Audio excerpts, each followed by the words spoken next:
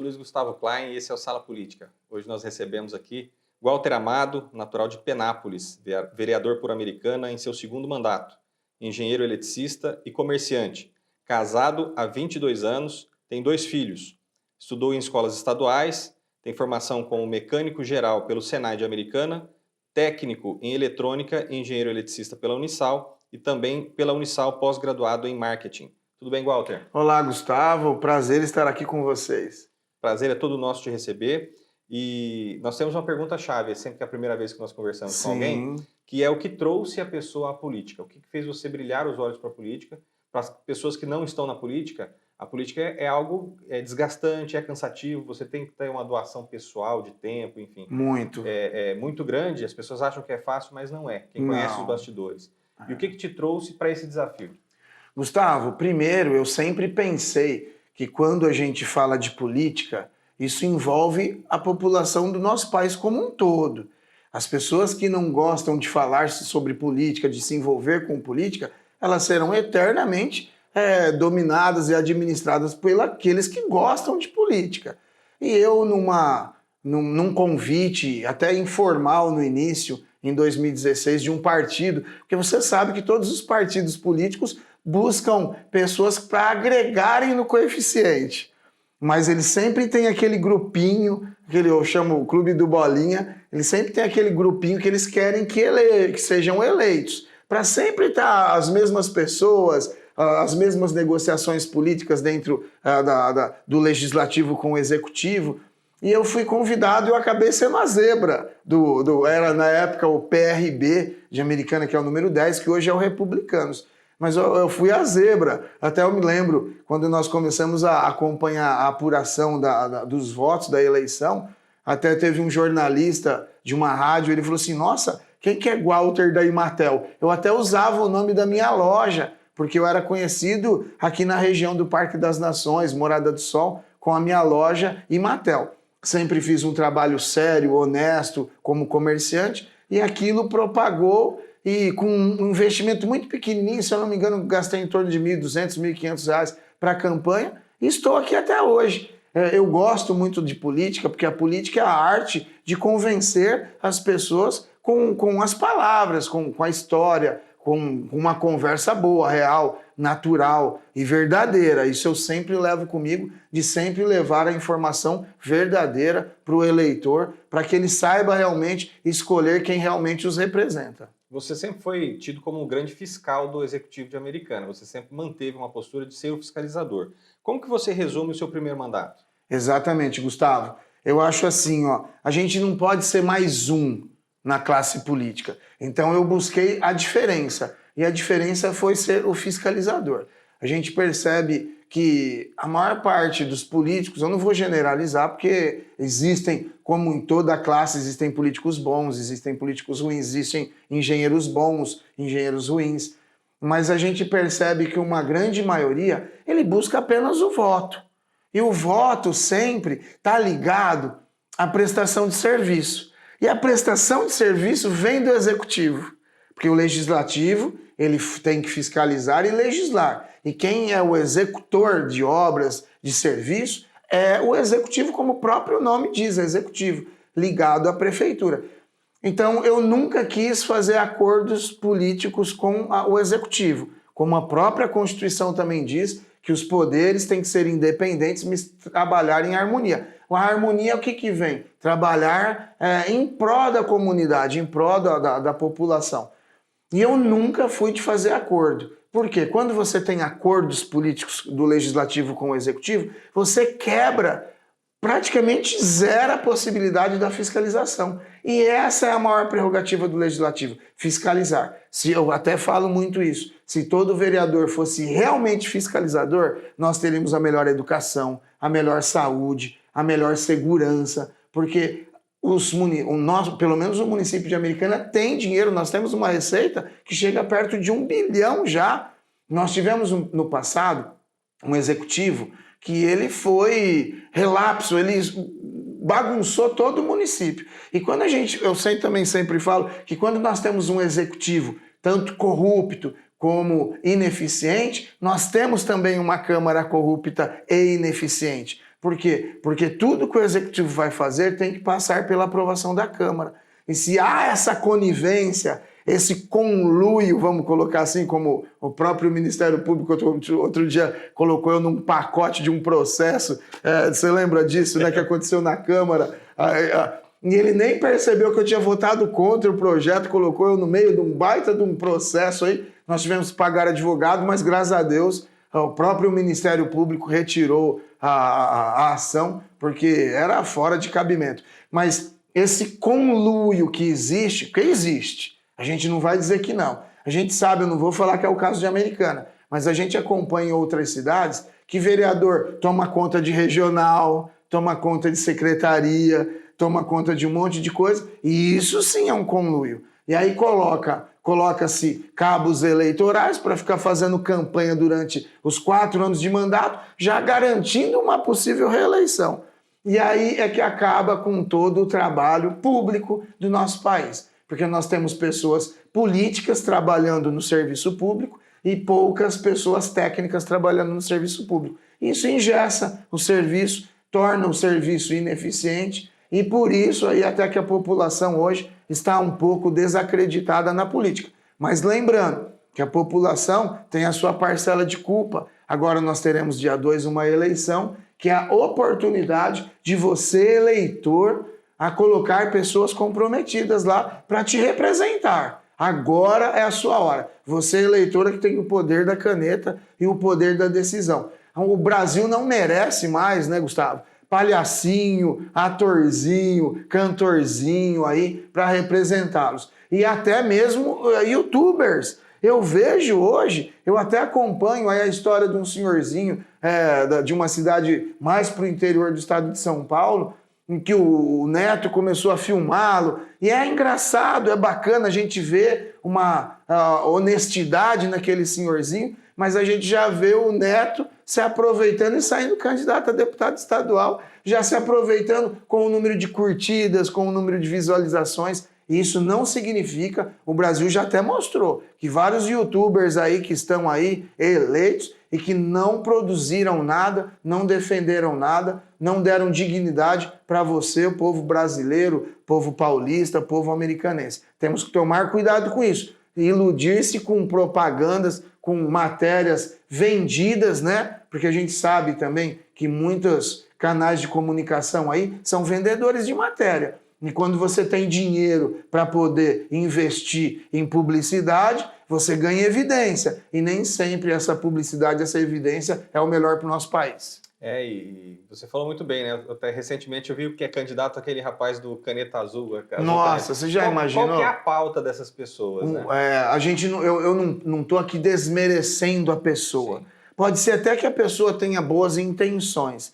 Mas quando uma pessoa com uma tamanha inocência cai num grupo de tamanha, assim, sacanagem, vamos colocar isso, né? Porque a política brasileira hoje, o que mais tem é sacanagem. Isso a gente esperta, é muita gente esperta, é muita gente querendo se promover e ganhar às custas exatamente daquelas pessoas que têm a maior fragilidade. Então os partidos políticos colocam eles para puxarem votos, para serem manipulados, e isso é muito ruim para o nosso país, e isso você, eleitor, não pode admitir, de maneira alguma. Uma coisa que eu observei também bastante com a eleição de youtubers, né, essas pessoas que não têm vínculo muitas vezes com cidades, com o interior principalmente, é que eles não mandam emenda para lugar nenhum. Não. Né? Eles não direcionam emenda para a saúde de tal município, não conhecem a realidade, não conhecem o que está acontecendo. Exatamente. Né? E aí, fora isso, eles vão tentar continuar, que a gente fala... imitando, né? Não é nem imitando, emplacando, assim, às vezes alguma atitude. Recentemente um jornalista foi tentar imitar uma fala do presidente, por exemplo, e agrediu verbalmente a jornalista Vera Magalhães, por exemplo, recente, de uma forma desproporcional. Na primeira vez o presidente, por exemplo, ela fez uma pergunta que de fato cutucava, então ele reagiu. Agora, do nada, a pessoa vai lá tentar gerar uma publicidade em cima de um fato e acaba errando a mão, né? E não tem compromisso com nada. É exatamente isso. A falta de compromisso é que torna essas ações a serem hoje corriqueiras. A gente vê aquele menino com a camisa do São Paulo que foi lá fazer uma imagem junto com o próprio Bolsonaro, tchutchuca do Centrão. Uhum. E isso é o que vem gerando essas grandes visualizações em trabalhos que não traz nada, que não agrega nada para o nosso país. Muito pelo contrário, até denigre o nosso país acaba virando piada lá fora. Isso não tem nada de bom, o que a gente precisa realmente são de pessoas comprometidas. Hoje eu até falo muito que quando eu entrei para a política, eu tinha uma imagem diferente da política. Depois que eu sentei naquela cadeira, Gustavo, a gente percebeu que a política é muito maior, é um negócio muito maior do que aquilo que a gente imagina de fora. E que talvez você aí de casa também tenha essa visão de fora e não imagina o que realmente acontece dentro do quadro político, da movimentação política. E isso é muito complicado, porque se você não tiver instrução, se você não tiver posicionamento, você acaba sendo dominado por essas pessoas e que te leva até a cometer infrações aí que pode te levar até a crimes políticos, a várias situações e diretamente enterrando aquilo que você deveria realmente estar representando, seja município, seja estado, seja o governo federal. A gente tem que prestar muita atenção nessas pessoas que estão aí. Walter, sobre a gestão Omar Najjar, você foi contemporâneo da gestão, né, dos 4 anos, não da gestão anterior, que foram os últimos 2 anos que seriam do Diego Denadai, mas você acompanhou os 4 anos da gestão Omar Najjar, inclusive você acompanhou o Tribunal de Contas com o voto pela não aprovação. Exatamente. Né? Para quem não sabe, o Tribunal de Contas faz uma indicação de reprovação ou aprovação de contas, mas quem julga de fato é a Câmara de Vereadores. E você, inclusive, seguiu. Além disso, como você faz uma análise do que foi a gestão Omar Najjar? Então, a gente pode observar assim, o próprio Tribunal de Contas, ele conta toda a história da gestão do Omar Najjar.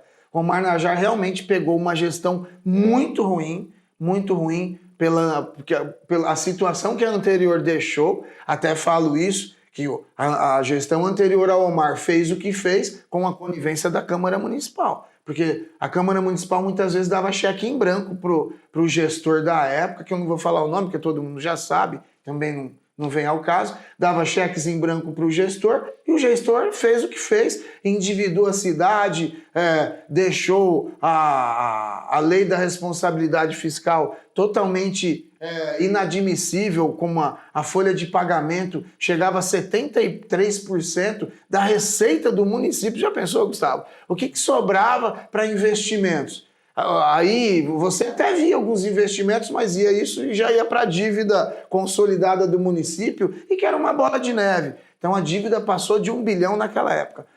A gente vê assim a gestão do Omar exatamente como o Tribunal de Contas. O Tribunal de Contas é um órgão totalmente técnico.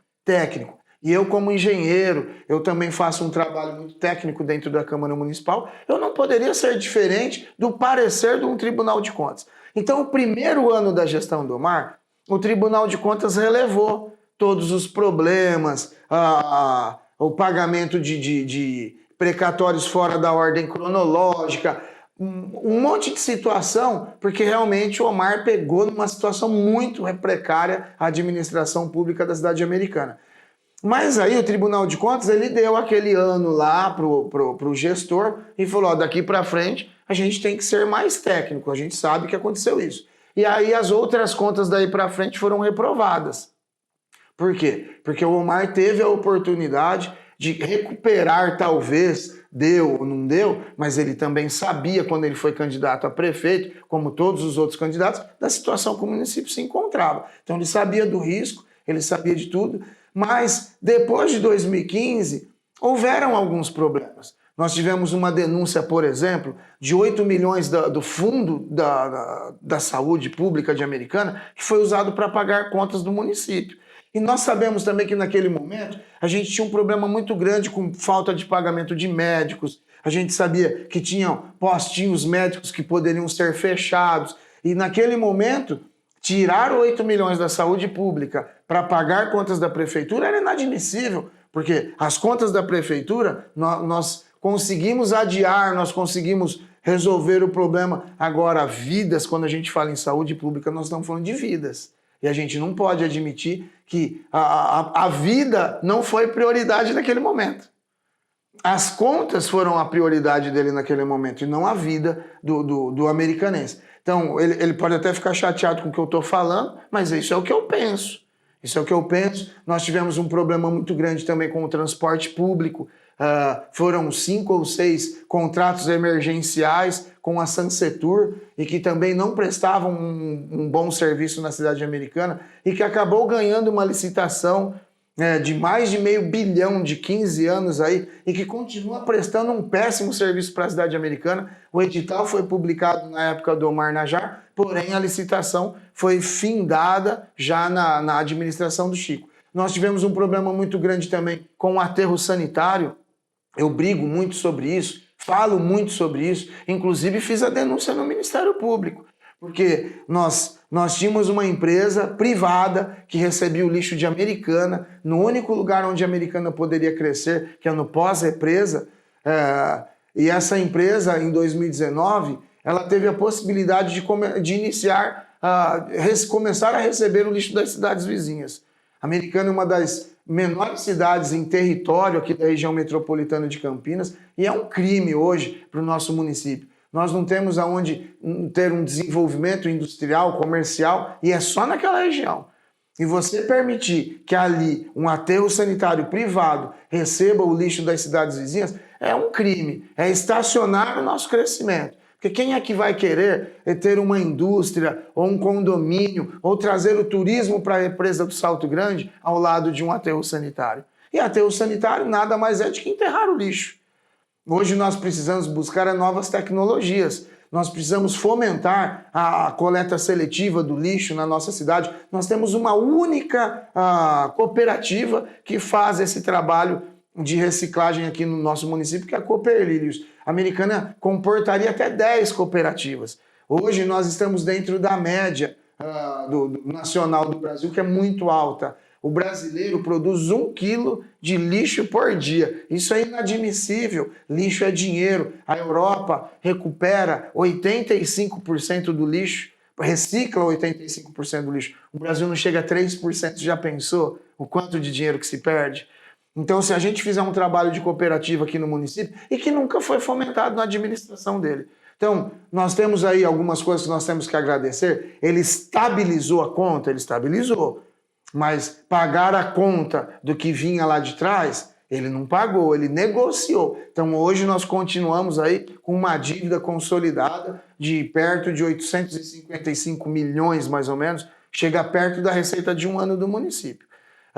Ele teve também muita sorte, nós tivemos aí um refis do governo federal com a Previdência, que era uma das maiores dívidas de Americana, e que houve a retirada de uma parte das multas e dos juros, houve um parcelamento também, e nesse parcelamento o valor da parcela não podia passar, se eu não me engano, de 0,5 ponto percentual do retorno do dinheiro que vinha do governo estadual ou federal. Então, ele teve vários benefícios aí, inclusive a própria pandemia, Gustavo.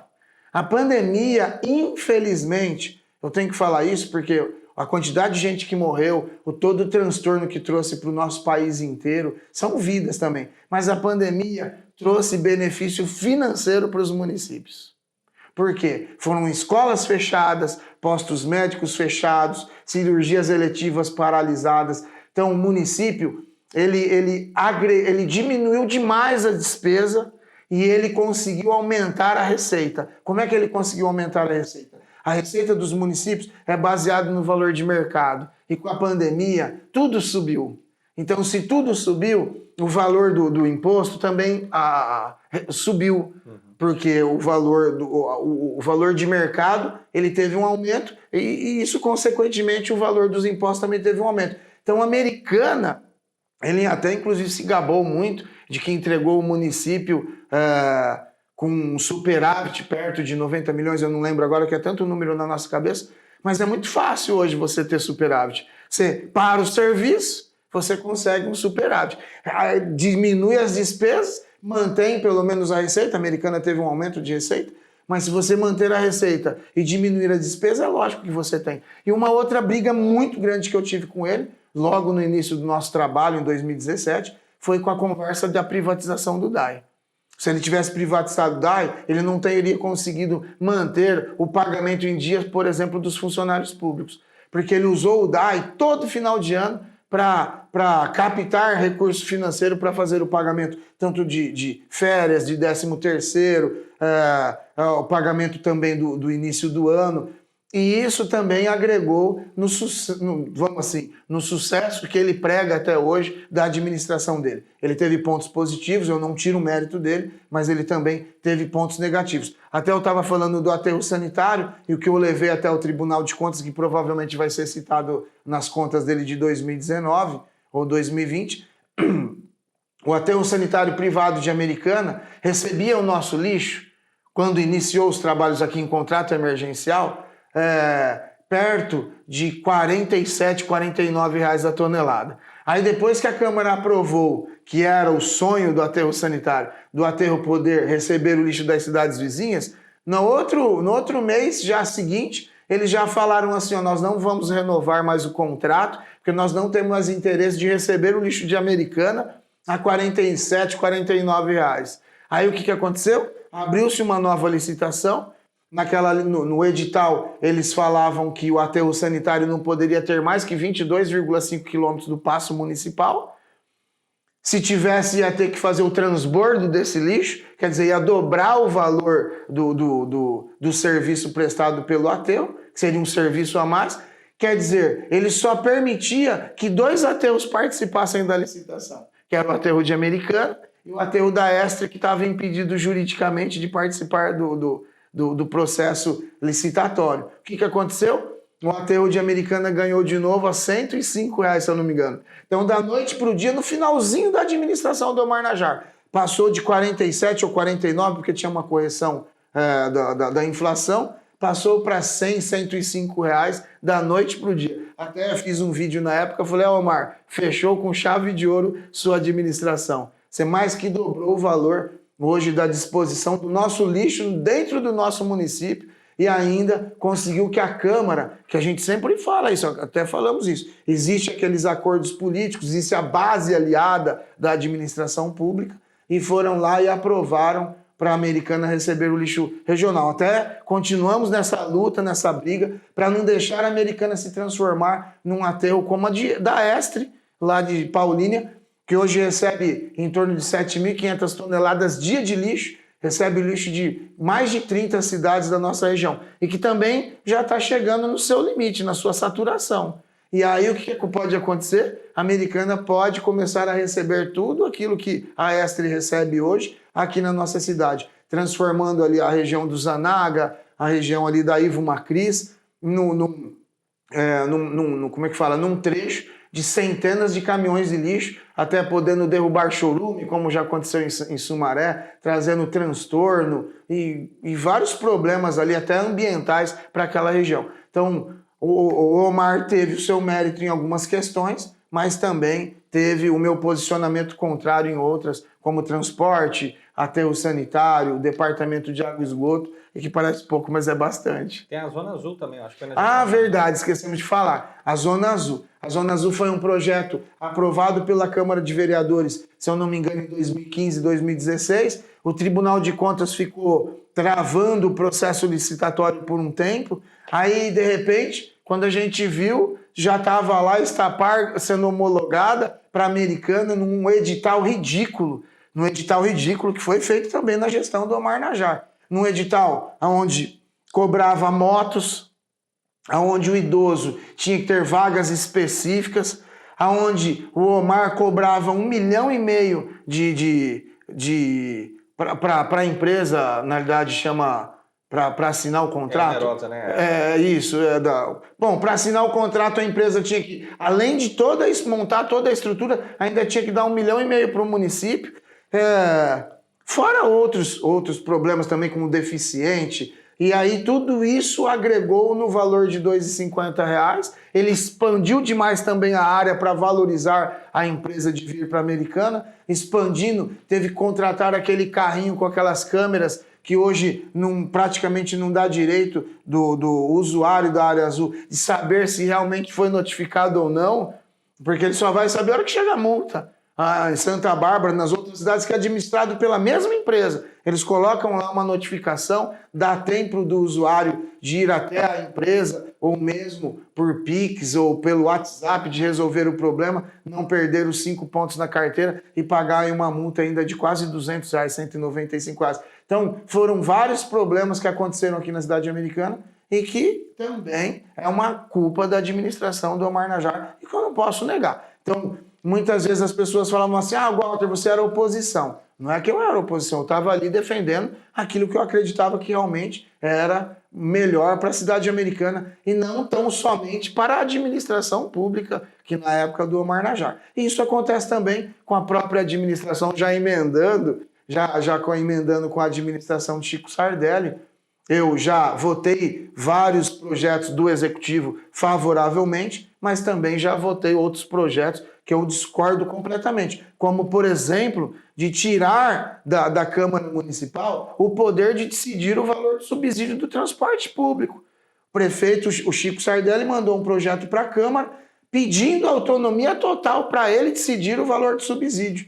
E sendo que isso é uma obrigação da Câmara Municipal. E a Câmara, com a sua base aliada, aprovou um absurdo de um projeto como esse. E na semana seguinte, o prefeito passou o valor do subsídio do transporte público, que é péssimo na nossa cidade, de 150 mil o teto para 700 mil reais. Não existe em lugar nenhum uma inflação que justifique esse aumento absurdo aí, como outros problemas também. Também a base aliada derrubou o projeto que eu já tentei logo no início da nova administração de Chico, proibir o lixo regional para a Americana. A base aliada, numa manobra também, para mim, que denigre a imagem do legislativo e do próprio município, 9 vereadores, se acompanhou isso, 9 vereadores se absteram num dos projetos mais importantes que a Câmara Municipal discutiu ali e tinha para decidir. Era uma emenda à lei orgânica, precisava de 13 votos dos 19 vereadores. Nós conseguimos 10 votos favoráveis ao projeto para proibir o lixo regional a ser disposto na cidade americana, mas 9 vereadores decidiram abster-se. Inclusive, tentei novamente também mudar a lei de abstenção aqui, que é o regimento interno do município, para que o voto não, porque abstinência não é voto. Até ia deixar isso bem claro. O voto é sim ou não. Nós somos eleitos pelo povo, pelo eleitor americanense, para tomar a decisão por eles, para representá-los. Então a gente tem que tomar o voto sim ou não. Abster-se é apenas quando o vereador ele tem interesse pessoal na questão. Por exemplo, nós estivemos votando lá um projeto que falava sobre farmácia pública. A gente aumentar aí a disponibilidade de remédio na farmácia pública do nosso município. E nós temos lá um vereador que ele é proprietário de uma farmácia.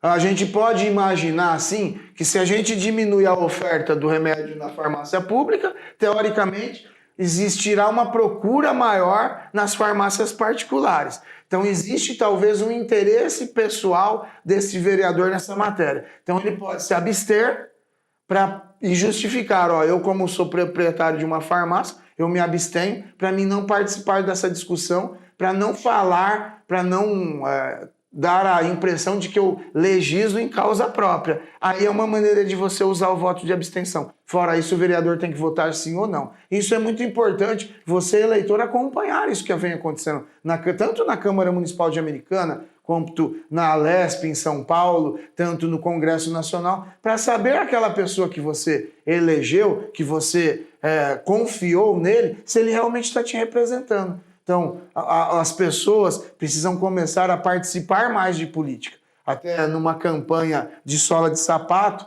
eu como candidato e não tenho dinheiro para essas campanhas milionárias, que muitas vezes ilude você, eleitor, eu tenho que fazer a minha campanha com a sola de sapato, é na rua mesmo, olho no olho, boca a boca. E muitas vezes a gente encontra, assim, até uma rejeição muito grande na hora que a gente chega e fala, nós estamos em período eleitoral e é a hora de eu pedir voto. Aí o cara fala assim para mim, mas por que você não apareceu até hoje aqui? Muitas vezes eu estava lá na Câmara Municipal estudando, porque eu não vou ficar o dia inteiro na rua e aí a hora que chegar lá na quinta-feira para decidir o meu voto, ficar lá perguntando, e aí, o que nós vamos votar, o que nós vamos fazer? Eu preciso estudar. Muitas leis municipais, para elas se tornarem constitucionais, ela tem que também lembrar das leis estaduais, das leis federais. Então o trabalho do vereador é muito grande. É lógico que tem vereador que vai lá apenas na quinta-feira lá para marcar presença. Isso existe, como eu falei, em todas as profissões. Mas eu não, eu faço um trabalho técnico, digno e representando você aí de casa com a maior força de vontade e sempre lembrando, eu sou um cara cristão, sigo as escrituras e isso é o que eu vou deixar aqui para os meus filhos, para os meus amigos. É a minha história de estar lá representando você aí de casa com responsabilidade.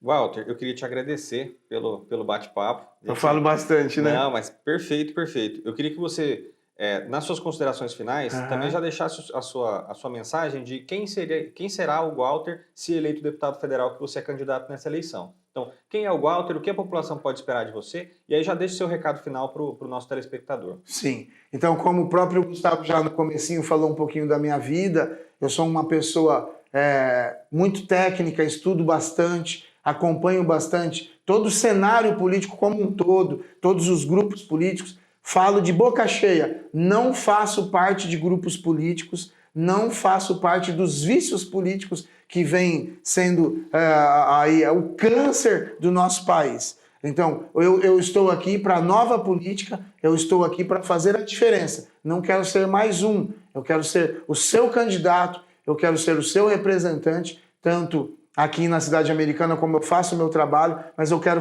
levar isso para Brasília, te representar o estado de São Paulo, representar também com pessoas que a gente tenha confiança, como o próprio Tarcísio, que é do meu partido, Tarcísio de Freitas, que está aí também para fazer a diferença no estado de São Paulo. Quando a gente vê um outro candidato falando de candidato raiz, realmente é raiz. Ele se enraizou aqui no estado de São Paulo, o grupo dele criou tanta raiz, suga tanto a nossa terra aqui, que hoje o estado de São Paulo, infelizmente, vem patinando. Um dos maiores estados do nosso país e que precisa aí de um empurrãozinho. A gente precisa cortar essas raízes aí lá no pezinho para poder fazer o nosso estado andar novamente. E isso eu falo, você pode confiar no meu trabalho, acompanhe nas nossas redes sociais. O meu número de WhatsApp eu sempre passo para todo mundo que quiser conversar diretamente comigo, é 981380382. 981380382. Eu estou sempre à disposição. Inclusive, Gustavo, fui o primeiro vereador da cidade americana a trazer o gabinete itinerante.